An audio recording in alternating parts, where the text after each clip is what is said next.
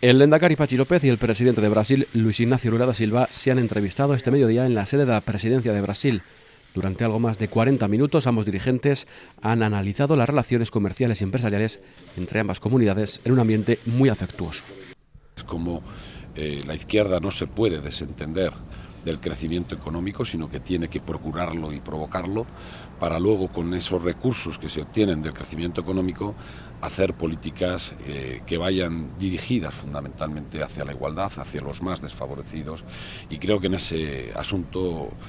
Brasil y la política del presidente Lula es un referente en estos momentos internacional. El Lehendakari ha reiterado el interés de la misión empresarial que recorre Brasil estos días para intentar mejorar los contactos y las relaciones con las empresas brasileñas, con el objetivo de que Brasil encuentre en Euskadi la puerta de entrada a Europa para sus empresas. También hemos hablado del interés de que Lula, en su próxima visita a España, que creo que está prevista en mayo, pueda ir también encabezando una delegación de empresarios brasileños en abril, y pueda ir encabezando una